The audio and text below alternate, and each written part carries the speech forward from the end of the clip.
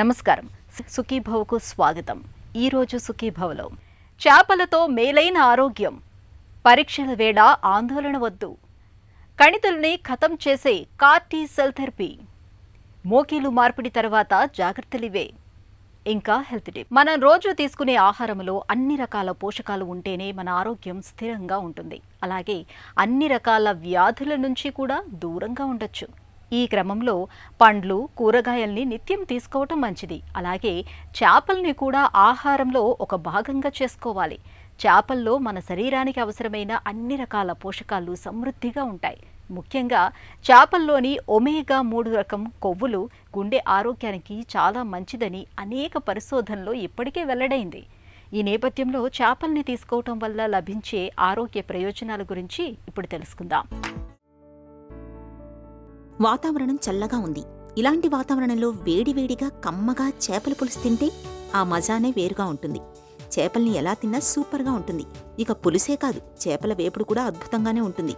చేపల్ని ఏదో ఒక రూపంలో వారంలో కనీసం 2-3 సార్లు తింటే అనేక అద్భుతమైన ఆరోగ్య ప్రయోజనాలు కలుగుతాయి. మాంసాహారంపై మక్కువ చూపించేవాళ్లు చికెన్, మటన్ వంటి జంతు మాంసాల కంటే చేపల్ని తినడాన్ని అలవాటుగా మార్చుకోవడం వారి భవిష్యత్ ఆరోగ్యానికి చాలా మేలు చేస్తుందని చెబుతున్నారు పరిశోధకులు.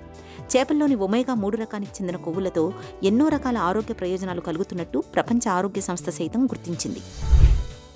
చేపలు వచ్చేసి మనకు వైట్ మీట్ అంటుంటాం అనమాట. వైట్ మీట్ వల్ల చాలా ఎక్కువ హెల్త్ బెనిఫిట్స్ ఉంటాయి. ఈ వైట్ మీట్ ఏదైతే మనకు చేపల్లో ఉంటుందో దీంట్లో మనకు ప్రోటీన్తో పాటు variety of vitamins like vitamin D, vitamin A, vitamin E, B vitamins ఇలాంటివి చాలా వరకు మనకు ఉంటాయి. దీంతో పాటు ఈవెన్ మినరల్స్ అంటే selenium, zinc, iron, copper, lead ఇలాంటివి చాలా వరకు మనకు మన శరీరానికి ఏదైతే రెగ్యులర్ బేసిస్లో ఈ వైటమిన్స్, మినరల్స్ అనేవి అవసరం పడతాయో ఇలాంటివన్నీ మనకు ఫిష్లో చాలా వరకు ఉంటాయి అన్నమాట. కొలెస్ట్రాల్ కంటెంట్ అనేది రెడ్ మీట్లో ఎక్కువగా ఉంటుంది. అదే మనం వైట్ మీట్ చూస్తే కనుక, ఫిష్లో ఉన్న వైట్ మీట్ చూస్తే కనుక ఇందులో ఈ కొలెస్ట్రాల్ కంటెంట్ ఉండదు కాబట్టి ఈజీగా డైజెస్ట్ అవుతుంది. ఫిష్లో మనకి ఏదైతే ఒమేగా-3 ఫ్యాటీ యాసిడ్ కంటెంట్ ఉంటుందో అది చాలా వరకు ఇన్ఫ్లమేషన్ని తగ్గించడానికి హెల్ప్ చేస్తూ ఉంటుంది. బెనిఫిట్స్ చూసుకుంటే కనుక ఎవరికైతే ఐసైట్ ఉంటుందో రెగ్యులర్ బేసిస్లో ఈ ఫిష్ అనేది కన్జ్యూమ్ చేయడం వల్ల ఏమవుతుందంటే వైటమిన్ ఏ కంటెంట్ అనేది చాలా వరకు ఉంటుంది కాబట్టి ఐ హెల్త్ని కూడా మనం మెయింటైన్ చేసుకోవచ్చు. దీంతోపాటు skin health and hair health, even hair fall ఉన్న వాళ్ళకి కానివ్వండి, లేదంటే చాలా రఫ్ హెయిర్ ఉండడము, లేదంటే ఈవెన్ స్కిన్లో కూడా డ్రై స్కిన్ ఉండడము, ఇలాంటివి కూడా మనకు ఈ ఫిష్ రెగ్యులర్ బేసిస్లో తీసుకోవడం వల్ల ఈ బెనిఫిట్స్ అనేవి మనకు లభిస్తూ ఉంటాయి. ఇంకా హార్ట్ హెల్త్ని చూస్తే కనుక ఎవరికైతే హార్ట్ డిసీజెస్ ఉంటాయో, కొరోనరీ ఆర్టరీ డిసీజ్ కానివ్వండి, వెరైటీ ఆఫ్ హార్ట్ డిసీజెస్లో కూడా మనకు చాలా వరకు రీసెర్చ్ ఏం చెప్తుందంటే ఫిష్ కానీ, ఫిష్ ఆయిల్ కన్జంప్షన్ చేయడం వల్ల కానీ మనకు ఈ హార్ట్ ప్రొటెక్టివ్ ఏజెంట్ లాగా మనకు చాలా వరకు యూజ్ అవుతుంది. At the same time BP ఎక్కువ, హై బ్లడ్ ప్రెషర్ ఉన్న వాళ్ళకు కూడా రెగ్యులర్ బేసిస్లో ఫిష్ తీసుకోవడం వల్ల ఈవెన్ బ్లడ్ ప్రెషర్ని కూడా మనము కంట్రోల్లో చేసుకోవచ్చు. చేపల్లో అన్ని రకాల పోషకాలు, ప్రోటీన్లు, విటమిన్లు, కార్బోహైడ్రేట్లు, మినరల్స్ లభిస్తాయి. విటమిన్ ఏ, విటమిన్ డితో పాటు ఫాస్ఫరస్ వంటి పోషకాలు వీటి నుంచి మనకు అందుతాయి. అమైనో యాసిడ్స్ ఉండే మాంసాహారం ఒక్క చేపలే. ప్రతిరోజు చేపలు తినే వారిలో గుండె జబ్బులు, మధుమేహం వంటి సమస్యలు తక్కువగా ఉంటాయని వైద్యులు చెప్తుంటారు. చిన్న చిన్న చేపల్ని ముళ్ళు సహా తిన్నప్పుడు కాల్షియం, భాస్వరం, ఐరన్ మన శరీరానికి అందుతాయి. వీటిలో మాత్రమే దొరికే ఒమేగా-3 ఫ్యాటీ యాసిడ్లు గుండెకి మేలు చేస్తాయి. ఒమేగా-3 కొవ్వులతో గుండెపోటు ముప్పు బాగా తగ్గుతుంది. రక్తంలో చెడు కొలెస్ట్రాల్ని తగ్గించి మంచి కొలెస్ట్రాల్ పెరిగేలా చేస్తుంది. శ్వాస సంబంధిత సమస్యలు చాలా వరకు తగ్గుతాయి. శరీరంలో రక్త ప్రసరణ చక్కగా ఉంటుంది. రక్తపోటు చక్కగా అదుపులో ఉంటుంది. ప్రోస్టేట్ క్యాన్సర్ను పురుషుల్లో తగ్గిస్తుంది. శరీరంలో క్యాన్సర్ కణాల వ్యాప్తికి అడ్డుకట్ట వేస్తుంది. చేపలు తీసుకోవటం వల్ల వ్యాధి నిరోధక శక్తి పెరిగి బరువు తగ్గుతారు. చేపల్లోని ఒమేగా కొవ్వులకు వాపును తగ్గించే గుణం ఉంది.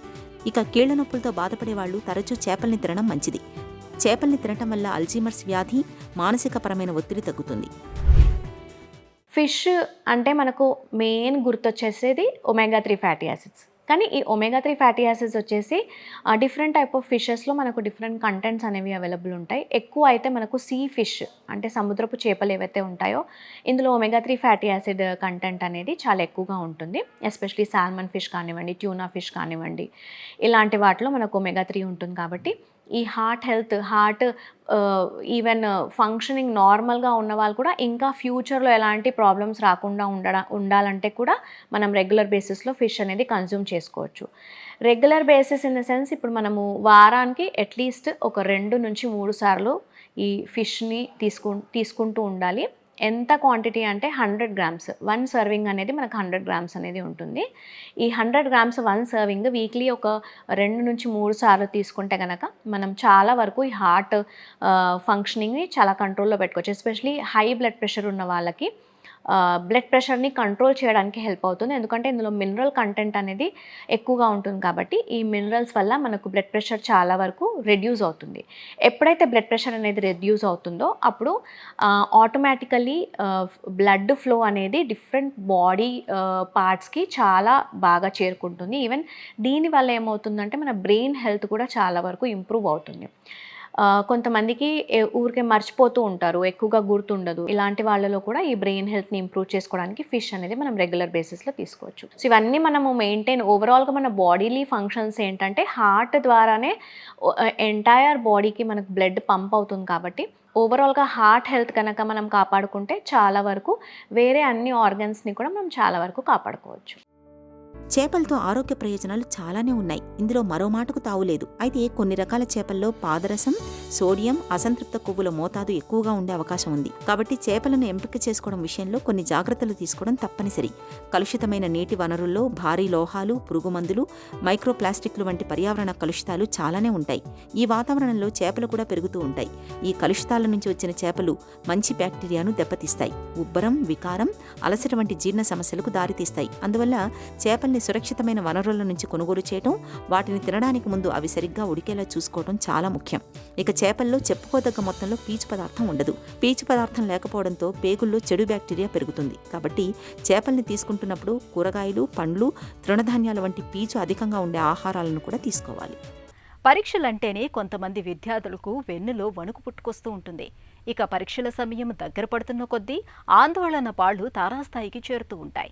ఈ ఆందోళన కారణంగా చదివిందేది ఒక పట్టాన గుర్తుకు రాక మెదడంతా మొద్దుబారినట్లుగా బ్లాంక్గా అయిపోతూ ఉంటుంది. అయితే కొన్ని చిన్న చిన్న జాగ్రత్తలు తీసుకుంటే ఆందోళనను తేలికగానే అధిగమించవచ్చని చెబుతారు నిపుణులు. పరీక్షల వేళ ఆందోళనలను తగ్గించుకునే మార్గాల గురించి ఇప్పుడు తెలుసుకుందాం. పరీక్షకు ఫేస్ చేసే వాళ్ళందరికీ కూడా ఆందోళన ఉంటుంది. మామూలుగా అయితే భయాలు ఉండటం, పరీక్ష గురించి వెళ్ళి వాళ్ళ అమ్మ నాన్న దగ్గర చెప్పటం, ఫ్రెండ్స్తో చెప్పి నేను రాలేకపోతాను, భయంగా ఉంది, పరీక్ష మానేద్దామా అని అనిపిస్తుంది అని అంటారు. కొంతమంది పిల్లలకి పరీక్ష తలుచుకోగానే, హాల్ తలుచుకోగానే గుండె దరదరలాడటము, చెమట్లు పట్టడము, తర్వాత ఊపిరి అందనట్టు అయిపోవటము, తల తిరుగుతున్నట్టు అనిపించటం, మనసు అంతా గజిబిజిగా ఉండటం, ఏకాగ్రత లేకపోవటం, తర్వాత ముందుగానే ఊహించుకొని పరీక్షలు ఫెయిల్ అవుతామని ముందుగా అనిపోయి కంగారు ఎక్కువగా ఉంటే ఇలాంటివి జరుగుతుంటాయి. ఇటువంటి పిల్లలు ముఖ్యంగా ఎవరైతే మాటిమాటికి పరీక్షల్లో అంటే యూనిట్ టెస్ట్ అయినా కూడాను, లేకపోతే వీక్లీ టెస్ట్ అయినా కూడా పిల్లల ఆందోళనకు ఎక్కువ గురి అయ్యి పరీక్షల్లో పర్ఫార్మెన్స్ సరిగ్గా లేదు అని అంటే అటువంటి పిల్లల్ని మేము అసెస్ చేసి కొన్ని యాంగ్జైటిక్స్ అంటారు, దానిలో బీటా బ్లాకర్స్ అని ఉంటుంది, ఈ ఆటోనామిక్ నర్వస్ సిస్టమ్ని కంట్రోల్ చేసే వాటిని, లేదా ఒట్టి ఆందోళన తగ్గించే యాంగ్జైటీ రిలీవింగ్ మెడిసిన్స్ కూడా ఉంటాయి, అవి వాడతాం. ప్రతి మారు వాళ్ళకి వస్తుంది అని అంటే వాళ్ళకి కాగ్నిటివ్ థెరపీ అని ఇస్తాం అన్నమాట. వాళ్ళు ఎందుకు ఎక్కువ మ్యాక్సిమైజ్ చేసుకుంటున్నారు ఆందోళన, ఏ విధంగా దాన్ని మినిమైజ్ చేసుకోవచ్చు, వాళ్ళ థింకింగ్ ఎంత ఇర్రేషనల్ అని వాళ్ళకి చెప్తూ, వాళ్ళకి ఇంతకుముందు పరీక్షలు ఇట్లా ఆందోళన అయినా బాగా రాశాము, పాస్ అయ్యారని, లేకపోతే ఆందోళన మితిమీరి ఉండటం వల్ల ఏ పరీక్షలు సరిగ్గా రాయలేదో అని వాళ్ళకి ఎగ్జాంపుల్స్ చూపిస్తూ, కాబట్టి ఆందోళన తగ్గించడానికి మేము ప్రయత్నం చేస్తాం. అదేవిధంగా బయోఫీడ్బ్యాక్ కూడా వాళ్ళ నియంత్రించడం, వాళ్ళ ఆటోనామిక్ నర్వస్ సిస్టమ్ సిమ్టమ్స్ కొన్ని తీసుకొని దాన్ని నియంత్రించి వాళ్ళ ఆందోళన కంట్రోల్ చేసుకోవడానికి కూడా ప్రయత్నం చేస్తాం. ఇంకొకటి ఏంటంటే డీసెన్సిటైజేషన్ అని, టైం టేబుల్ ఇవ్వంగానే ఎగ్జామ్ టైం టేబుల్ వీళ్ళకి భయాలు మొదలవుతాయి. అలాంటి పిల్లలకి మేమేం చేస్తామంటే పరీక్ష నెల రోజుల కింద ఉంది అని అంటే వాళ్ళకు ఒక హైరార్కీ తయారు చేస్తాం. అంటే వాళ్ళ ఆందోళన ఏంటంటే పరీక్ష దగ్గరకు వచ్చేటప్పుడు పెరుగుతూ ఉంటుంది కాబట్టి వాళ్ళకి ఆ సిచ్యుయేషన్ వాళ్ళు తయారు చేయమంటాం. చేసి వాళ్ళకి గ్రాడ్యువల్గా తక్కువ స్టిమ్యులస్ని ఇచ్చి, ఏదైతే తక్కువ ఆందోళన కలిగిస్తుందో దానికి ముందు వాళ్ళకి మెల్లమెల్లగా ఎక్స్పోజ్ చేస్తూ వాళ్ళ ఆందోళన తగ్గంగానే ఆ స్టిమ్యులస్ నుంచి రెండో స్టిమ్యులస్కి వెళ్ళడం, అలాగ పరీక్ష ముందు రోజు వరకు వాళ్ళకి ఏ విధంగా ఆలోచనలు వస్తున్నాయి వాళ్ళకి ఎక్స్పోజ్ చేసి దానికి రిలాక్సేషన్ నేర్పిస్తూ వస్తాం. మన శత్రువు బలహీనుడైతే సాధారణ సైన్యంతో అతడిని సులువుగానే మట్టుపెట్టవచ్చు. అదే శత్రువు అరవీర భయంకరుడైతే తనని మట్టుపెట్టడానికి కమాండో లాంటి చురుకైన సమర్థవంతమైన సైనికుల్ని దించాల్సి ఉంటుంది. ప్రాణాంతక బ్లడ్ క్యాన్సర్పై పోరులో డాక్టర్లు ఇప్పుడు ఇదే సూత్రాన్ని అమల్లో పెడుతున్నారు. క్యాన్సర్ల చికిత్సలో తాజాగా అందుబాటులోకి వచ్చిన CAR-T సెల్ థెరపీ అలాంటిదే. మన రక్తంలో సైన్యంలా పోరాడే తెల్ల రక్త కణాల నుంచి కీలకమైన టీ సెల్స్ని తీసుకొని వాటికి జన్యుపరమైన మార్పులు చేర్పులు చేసి ఆపై క్యాన్సర్ కణాలపైకి గురిపెట్టి ప్రయోగించటం అనేది ఈ థెరపీలోని మూల సూత్రం. క్యాన్సర్ కణాల భరతం పట్టే CAR-T సెల్ థెరపీ గురించి ఇప్పుడు తెలుసుకుందాం. ఈ రోజుల్లో మనకి అతి ప్రమాదకరమైన రక్త క్యాన్సర్లకి తిరిగి వచ్చినప్పుడు CAR-T సెల్ థెరపీ అనే ఒక అత్యాధునికమైన వైద్య పద్ధతి మనకు అందుబాటులో ఉందండి. మన రోగనిరోధక శక్తిలో అత్యంత ముఖ్యమైన ఈ 2 కణాలండి. అవి B లింఫోసైట్ కణాలు మరియు T లింఫోసైట్ కణాలు. ఈ T లింఫోసైట్ కణాలు ఏంటంటే కనుక మన ఒంట్లోకి ఏమైనా క్యాన్సర్ కణాలు ఏర్పడినప్పుడు వాటిని అంతమొందించడానికి మనకు అవకాశం ఉంటుందన్నమాట. కాకపోతే ఏంటంటే ఆ క్యాన్సర్ని మనం వైద్యం చేసినప్పుడు కానీ దాని తర్వాత కొన్ని రకాల మొండి క్యాన్సర్లు ఏంటంటే కనుక ఈ క్యాన్సర్ కణాలు వాటి ఆత్మరక్షణ కోసం వాటి పొర మీద మనకి ఒక రిసెప్టార్స్ లాంటివి తయారు చేసుకున్నప్పుడు ఈ T లింఫోసైట్ కణాలు మనకి ఆ క్యాన్సర్ కణాలని గుర్తించలేవు. ఇలాంటి పరిస్థితుల్లో కొన్ని రకమైన మనకి బ్లడ్ క్యాన్సర్లకి ఈ CAR-T సెల్ థెరపీ అనే పద్ధతి మనకు అందుబాటులోకి వచ్చిందండి. పేషెంట్ యొక్క రక్తాన్ని మనం సేకరిస్తామండి. T లింఫోసైట్ కణాలని మనం వేరుపరుస్తాం. ఆ T లింఫోసైట్ కణాలని మనం వేరుపరిచిన తర్వాత CAR అంటే కైమరిక్ యాంటీజెన్ రిసెప్టార్ అని కొన్ని రిసెప్టార్స్ ఉంటాయి. అది మనం ట్రాన్స్డక్షన్ పద్ధతి ద్వారా ఒక వెక్టర్ అంటే ఒక లెంటీ వైరస్ని ఒక దాని ద్వారా ప్రాసెస్ చేయటం ద్వారా ఈ CAR రిసెప్టార్స్ని మనం మన పేషెంట్ యొక్క T లింఫోసైట్ల మీదే మనం అమర్చడం అనేది జరుగుతుంది. ఇదంతా మనం ల్యాబొరేటరీలోనే చేస్తూ ఉంటామండి. సో ఆ పేషెంట్ యొక్క లింఫోసైట్స్ మీద మనం ఈ CAR రిసెప్టార్స్ మనం అమర్చిన తర్వాత దాని యొక్క సంఖ్య కూడా మనం పెంచుకోవాలి. ఎందుకంటే లోపల ఉన్న క్యాన్సర్ సెల్స్ని ఎఫెక్టివ్గా మనం అంతమొందించడానికి దాని సంఖ్య పెంచుకోవడానికి మనం ల్యాబ్లోనే మనం చేస్తాము. దాని సంఖ్య పెంచుకున్న తర్వాత దాన్ని మళ్ళీ ఆ ప్రోడక్ట్ని మళ్ళీ మనం పేషెంట్కి మనం ఇవ్వటం అనేది జరుగుతుంది. ఇదంతా మనం ఆ పేషెంట్ నుండి రక్తం సేకరించి ల్యాబ్లోనే మనం వాటిని CAR రిసెప్టార్స్ అమర్చి దాని తర్వాత దాని సంఖ్యను కూడా పెంచుకోవడం ద్వారా మళ్ళీ మన పేషెంట్కి ఇచ్చేయడానికి అవకాశం ఉంటుంది. ఇక్కడ అతి ముఖ్యమైన విషయం ఏంటంటే మనం కేవలం పేషెంట్ యొక్క కణాలనే మనం వేరుపరిచి దాన్ని జన్యుపరంగా మార్చి CARని అమర్చి మళ్ళీ ఇవ్వటం అనేది జరుగుతుంది. కాబట్టి ఇదంతా దాదాపు మనకి సేఫ్ ప్రొసీజర్ అని చెప్పుకోవాలి. వయసుతో పాటు మోకిళ్ళు అరిగిపోవటం, ఆపై పోటెత్తే మోకాళ్ళ నొప్పులతో బాధపడటం మనలో చాలా మందికి అనుభవమే. అయితే మోకేలు మార్పిడి సర్జరీ అందుబాటులోకి వచ్చాక మోకాళ్ళ నొప్పులను ఇప్పుడు చాలా తేలికగానే వదిలించుకోవచ్చు. అయితే మోకేలు మార్పిడి సర్జరీ పూర్తవగానే అంతా అయిపోదు.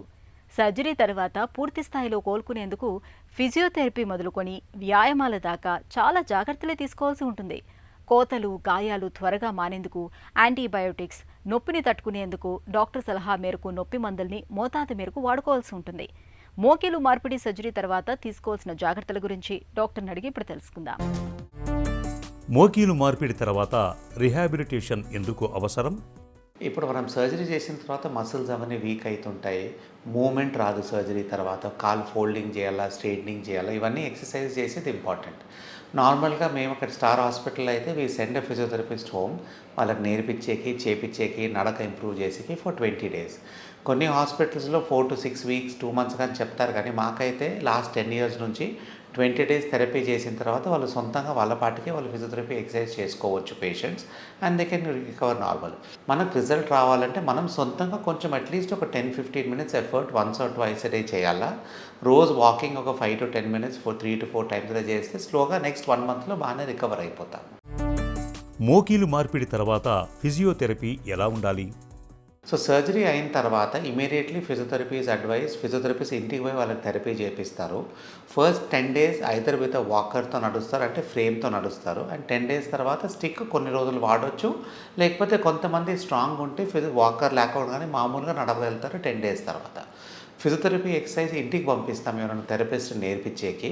సో ఒక 20 minutes to half an hour therapy daily once day చేస్తారు. ఇంకొకసారి ఫిజియోథెరపీ పేషెంట్స్ వాళ్ళు సొంతంగా చేసుకుంటారు. This is for 20 days. 20 days తర్వాత we advise the patients to do physiotherapy exercises సొంతంగా. So first let us say what are their activities they do after let us say 20 days therapy అయిపోయిన తర్వాత రోజు morning 10 to 15 minutes thrice a day walking చేయాలా. That is also part of exercise. మేము నేర్పించిన exercises ఒక 15 minutes వరకు morning evening సొంతంగా చేసుకోవాలా. 2 months తర్వాత then we slowly increase walking probably to 20 minutes to half an hour once a day. And physiotherapy అప్పుడు తగ్గిస్తాము. ట్వైస్ a day బదులు వన్స్ a day చేసుకోమంటాము for another 2-3 months. Normally surgery అయిన 6 monthsకి physiotherapy exercise చేసే అవసరం ఉండదు. Walking రోజు half an hour చేసుకోవచ్చు and do your routine activities. ఈ మధ్యలో ఫ్రమ్ అరౌండ్ 10 days నుంచి 1 month వరకు స్టెప్స్ ఎక్కి దిగేది కానీ నేర్పిస్తాం. ఆపరేషన్ కోతల విషయంలో ఎలాంటి జాగ్రత్తలు తీసుకోవాలి? సో ఆపరేషన్ చేసిన తర్వాత ఇన్సిషన్ ఇచ్చిన తర్వాత దానికి కుట్లన్నీ వేసిన తర్వాత యూజువలీ దాని గురించి పేషెంట్కి స్పెసిఫిక్గా కేర్ తీసుకునేది ఏం పెద్ద స్పెషల్గా అవసరం పడదు. బట్ హాస్పిటల్లో ఉన్నప్పుడే మనం బల్కీ డ్రెస్సింగ్ సర్జరీ తర్వాత కొంచెం పెద్ద కాటన్ రోల్ వేసి బ్లీడ్ కాకుండా డ్రెస్సింగ్ వేస్తాము, which we take it out after 48 hours. So second day ఇంటికి పోయే లోపల డ్రెస్సింగ్ చేంజ్ చేసి ఒక చిన్న వాటర్ ప్రూఫ్ డ్రెస్సింగ్ వేస్తాం which is very very thin. So అది ఉన్నంత వరకు లోపల ఇన్ఫెక్షన్ ఉండే రిస్క్ ఏమి ఉండదు because that is water proof and లోపల నుంచి బయట నుంచి మెటీరియల్ ఏమి రాదు లోపలికి. సో డ్రెస్సింగ్ మనకు బ్లీడింగ్ కాకపోతే అట్లనే మెయింటైన్ చేసి సూచర్స్ అరౌండ్ 12 days వరకు తీసేస్తాము. సో ఆ phase between surgery to 12 days కుట్లు తీసేంత వరకు ఆ గాయం బట్టి సైడ్స్లో అంతా ఐస్ ప్యాక్స్ పెట్టుకోవాలా. దాన్ని క్రయోథెరపీ అంటాం. దాంతో పెయిన్ తగ్గుతుంది, స్వెల్లింగ్ తగ్గుతుంది.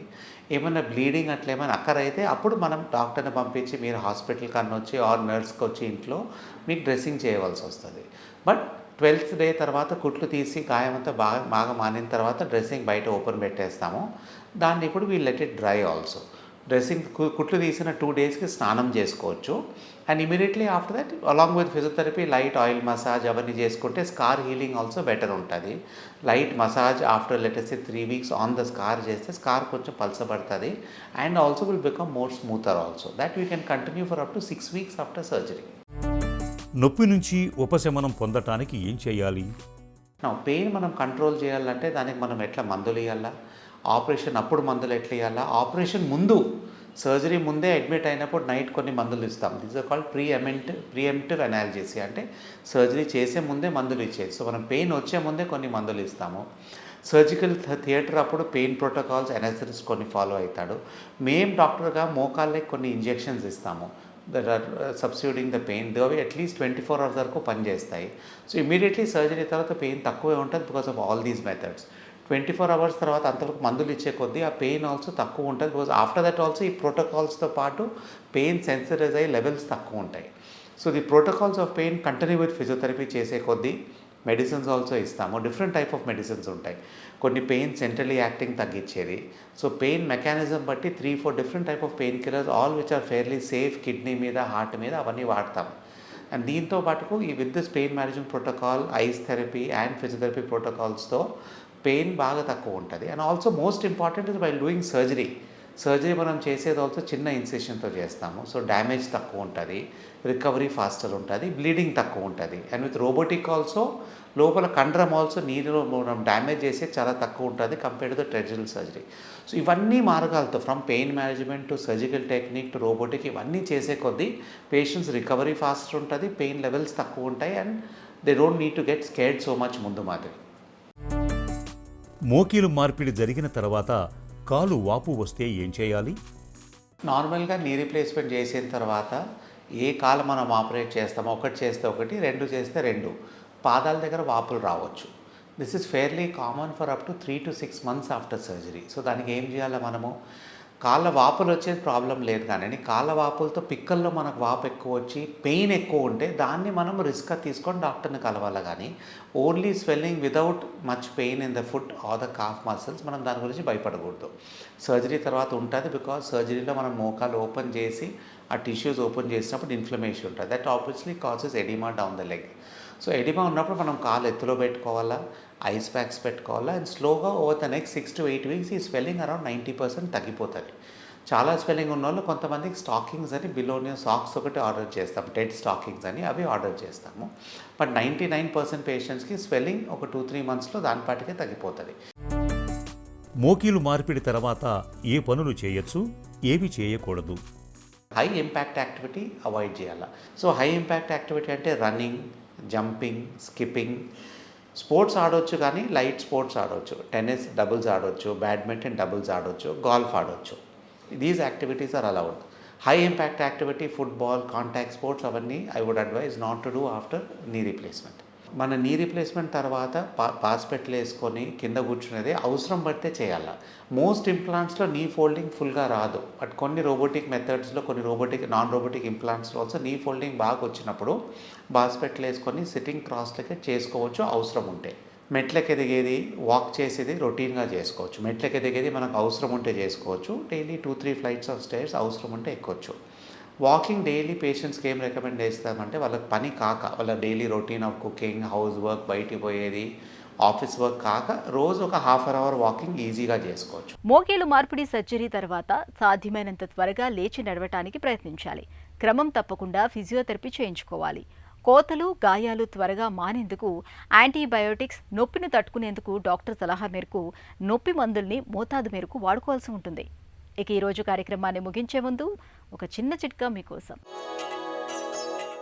మన రోజువారీ ఆహారంలో కనీసం 1 కప్పు ఆకుకూరలు ఉండేలా చూసుకోండి. ఇలా చేయటం వల్ల మన శరీరానికి తగినంత ఇనుము లభిస్తుంది. నీరసం, నిస్సత్తువ, రక్తహీనత, జుట్టు రాలటం వంటి సమస్యల తాకిడి బాగా తగ్గుతుంది.